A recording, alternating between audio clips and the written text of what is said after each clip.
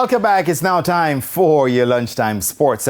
Jamaica's men's team will look to book a quarterfinal spot at the World Lacrosse Championship in San Diego, USA, when they take on Italy this evening. Match time is 7 p.m. The number 10 ranked Jamaicans continued their good run at the tournament yesterday when they beat New Zealand 10-6 to remain unbeaten atop Pool D. It was their fourth straight win after also defeating Germany 5-3, Switzerland 10-5 and Poland 6-4. Now, should they get past the number 7 ranked Italians, they'll face the number 2 ranked Canada in the quarterfinals. Head coach Mark Wilson says it will only get tougher as they go deeper into the tournament. We'll have to win a game, probably against a somewhat comparable or slightly more talented opponent, like a pretty good game. And then we'll probably have to play one of the top teams, one of the top 4 or 5 teams, and have to essentially win a pretty big upset to get to the next stage. If we do that, then there'll be a good chance that we can get into the medal rounds. Now, Jamaica finished 13th out of 46 nations on their debut at the Lacrosse World Championships in Israel back in 2018. And Jamaica is off the mark on the medal table at the CAC Games in El Salvador after judoka Ashley McKenzie captured silver in the men's judo competition in El Salvador at the weekend. Competing in the men's 60-kilo category, McKenzie took home the silver after he lost 3-2 on penalties to Venezuela's Ivan Salas in an entertaining final.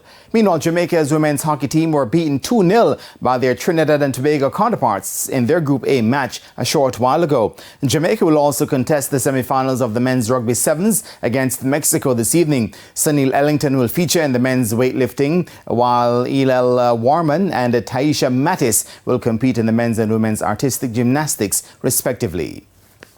To the courts we go now. Urban Knights and Central Celtics made winning starts to the National Basketball League NBL, which returned this past weekend after a 3-year absence because of the COVID-19 pandemic. Central Celtics beat Raytown Raptors at 56-24 in their contest at the stadium courts, thanks to a game-high 14 points from Akeem Pusey. Ricardo Golding chipped in with 11 points as Andre Prendergast top scored with 9 points and 5 rebounds for the Raptors. We haven't really gotten in a practice game, so this was our first show, our first look, the first for me to see what I really have competitively. And well, we got some positives. We have a lot to fix because we haven't been playing together that much, but we have a lot to fix. But the chemistry was there today, the communication was on point. We just need to stop rushing the game a bit, and we need to start trusting our teammates more.